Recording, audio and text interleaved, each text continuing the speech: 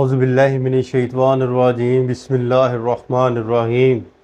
अस्सलाम वालेकुम dear student, उम्मीद करता हूँ कि आप सब ठीक होंगे। अल्लाह बारिक व तआला आप सबको अपने हिफ्ज़ व मान में रखे। आज की हमारी जो वीडियो का टॉपिक है वो है बेटा क्लास 9th जनरल साइंस, जिसके अंदर हम जो है वो सवाल पढ़ेंगे। एनर्जी की मुख्तलिफ़ इक़साम को हम जो है वो रीड आउट करेंगे। डिफरेंट फॉर्म्स ऑफ एनर्जी के बारे में हम पढ़ेंगे। तो जिस बुक से मैं पढ़ाऊँगा यानी कि ये वाली जो है वो बुक है, ठीक है। इसका आप पेज नंबर 98 जो है वो ओपन कर ले। यहाँ पर आपको ये क्वेश्चन मिलेगा 7.2।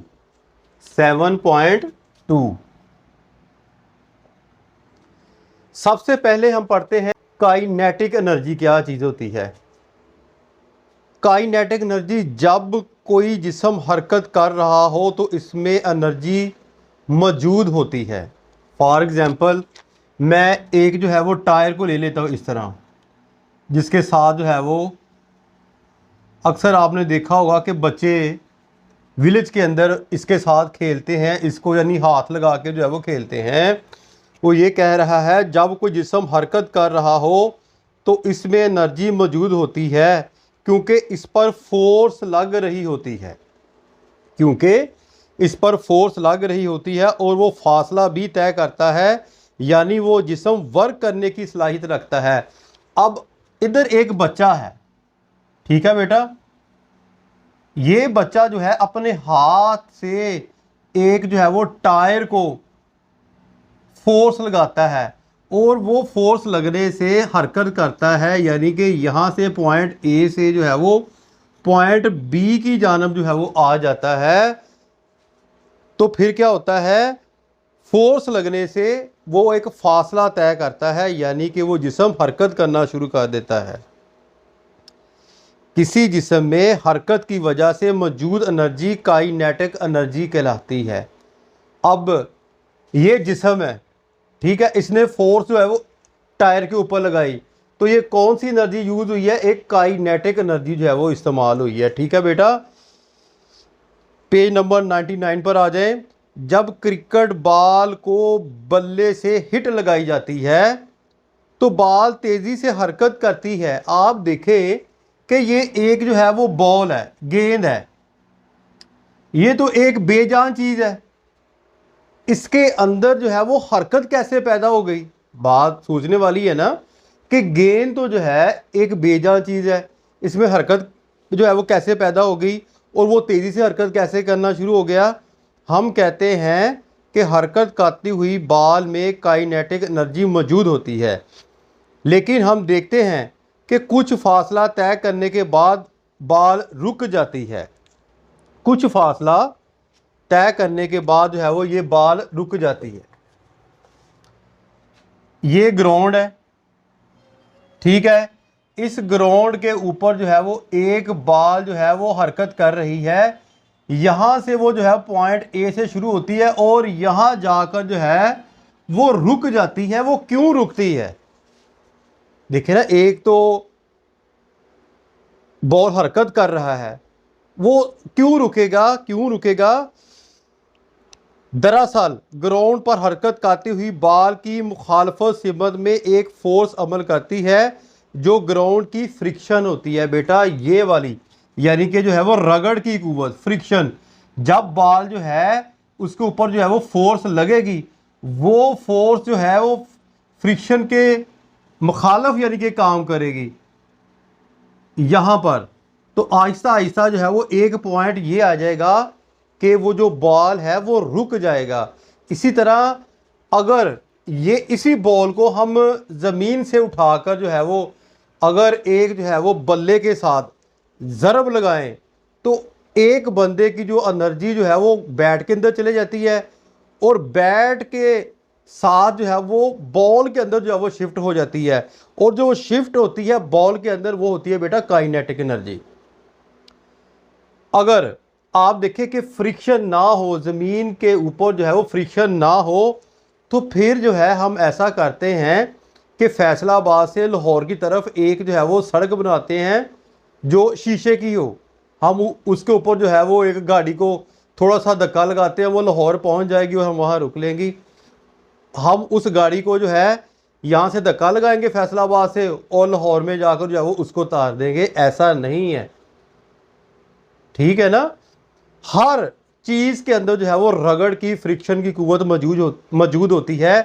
अब अगर ये गेंद हवा के अंदर चले जाती है, आपने अक्सर जो है वो देखा कि बच्चे जो है वो क्रिकेट खेल रहे होते हैं, अचानक जो है वो तेज़ तूफान आ जाता है, तो बॉल को हम जो है वो सीधे हिट करते हैं, वो इस तरफ चले जाती है। वो भी जो है वो हवा की फ्रिक्शन होती है, जिसकी वजह से जो है वो बॉल उसी सिमत में चले जाती है।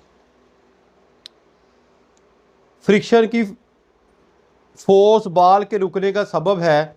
यहाँ हवा की फ्रिक्शन काबिले नज़रअंदाज है। बॉल को अपनी हरकत जारी रखने के लिए फ्रिक्शन के मुखालिफ इतनी ही फोर्स लगाना पड़ती है।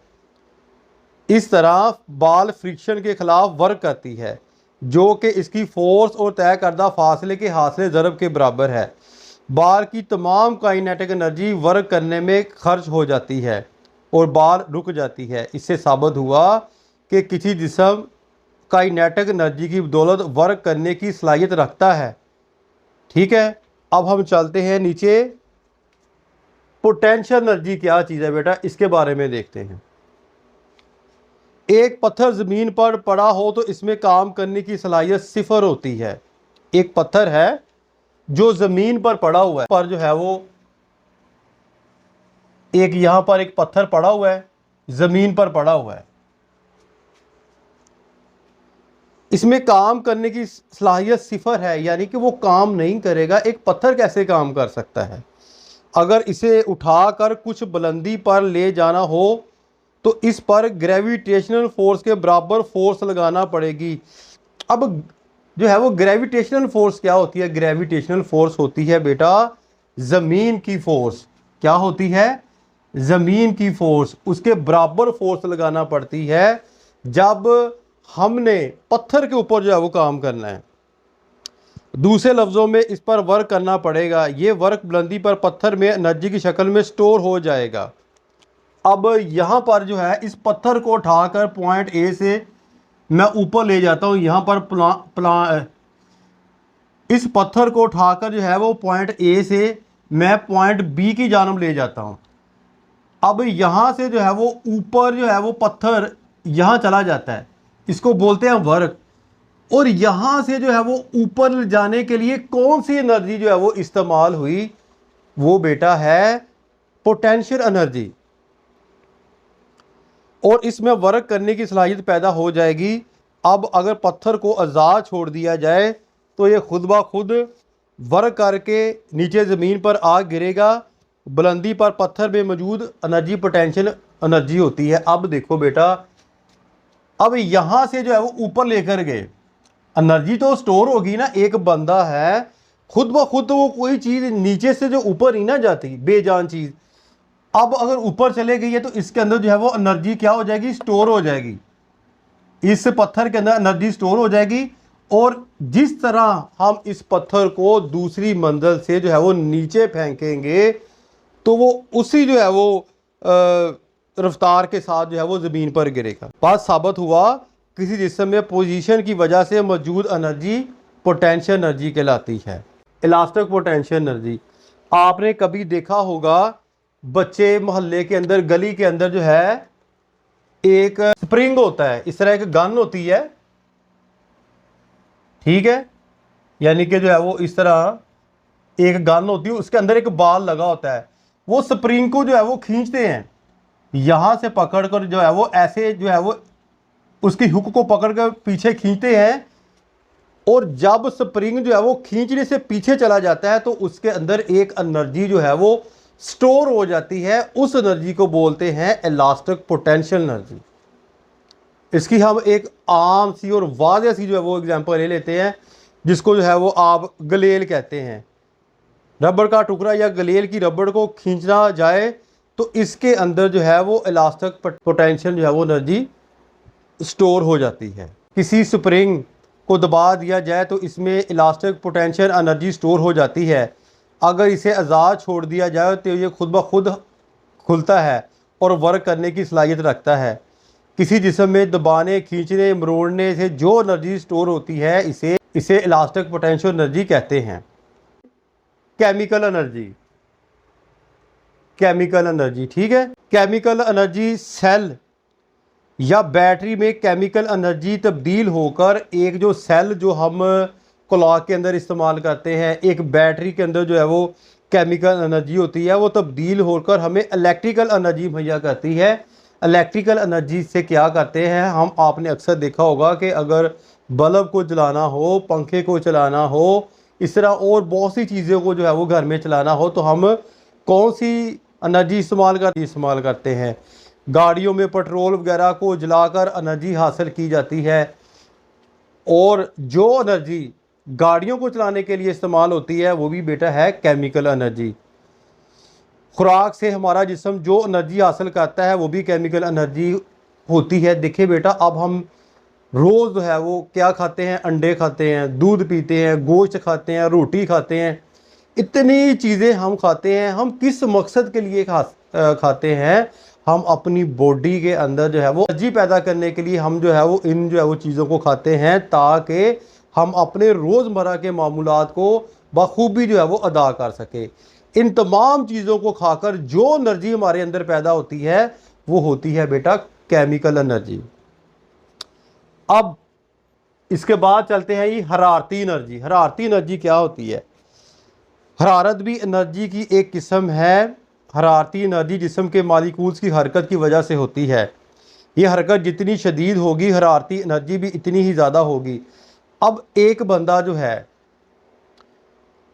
चल रहा है, आराम से जो है वो पैदल वॉक कर रहा है, लेकिन उसके बरअक्स एक बंदा जो है वो रनिंग कर रहा है, दौड़ लगा रहा है, तो उसके अंदर जो है वो हरारती एनर्जी ज़्यादा पैदा होगी, क्योंकि उसने अपनी बॉडी से जो है वो ज़्यादा काम लिया, ज़्यादा वर्क लिया। सूरज हरारती एनर्जी का सबसे बड़ा माखज़ है। सबसे ज़्यादा जो बड़ा ज़रिया है दुनिया के अंदर वो सूरज है।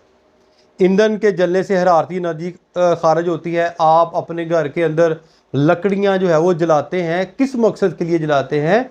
उनसे भी बेटा एक एनर्जी हासिल होती है। वो कौन सी एनर्जी होती है?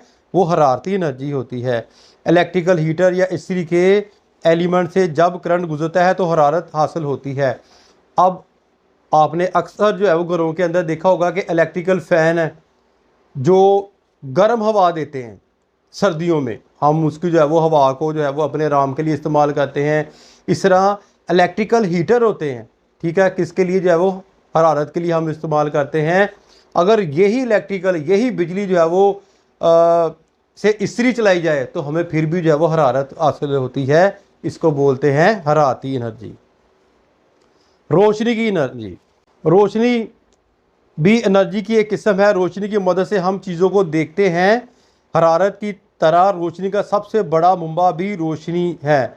आप देखें, आपने अक्सर जो है वो बेटा देखा होगा कि हमें दिन के वक्त नज़र आता है, रात को नज़र नहीं आता। उसकी मेन वजह यह है कि दिन के वक्त सूरज की रोशनी होती है, जिसकी वजह से जो है हम चीज़ों को देखते हैं, और सूरज जो है वो रोशनी का सबसे बड़ा मंबा है।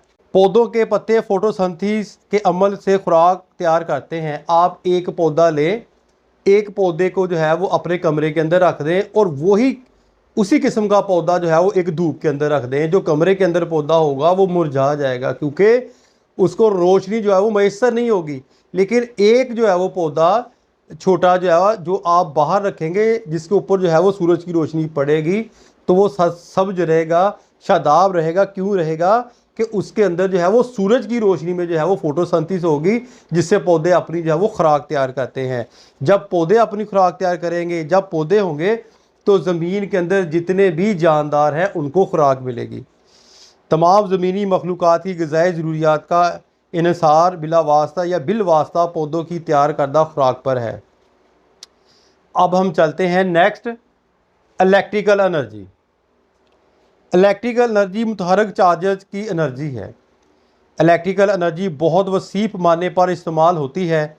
इसकी वजह यह है कि इसे आसानी से एक जगह से दूसरी जगह मुंतकिल किया जा सकता है। आप देखें, आपके घर के अंदर एक जो है वो फ्रिज है, ठीक है, जिसको जो है वो कूलिंग बॉक्स बोलते हैं, इसके अंदर अगर आप बिजली की तार को या बिजली को जो है वो ऑफ कर दें, इलेक्ट्रिकल एनर्जी को जो है वो ख़त्म कर दें, तो आया वो काम करेगी? नहीं करेगी।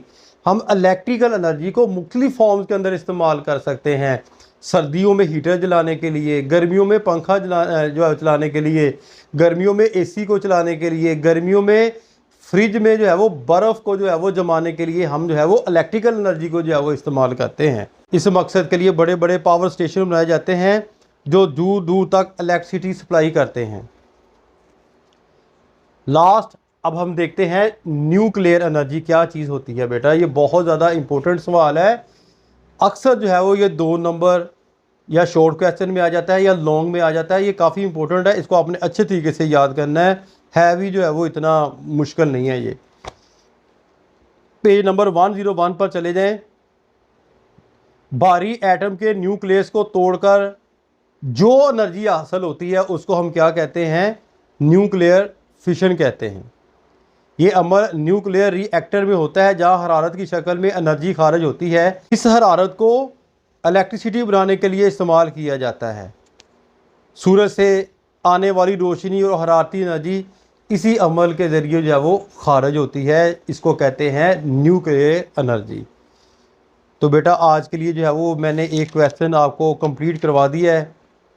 उम्मीद करता हूँ कि आपको समझ आ गई होगी। आपने कोशिश करनी है साथ साथ याद करते रहें ताकि आने वाले जो है वो इम्तहानात में आप जो है वो अच्छे जो है वो मार्क्स ले सकें।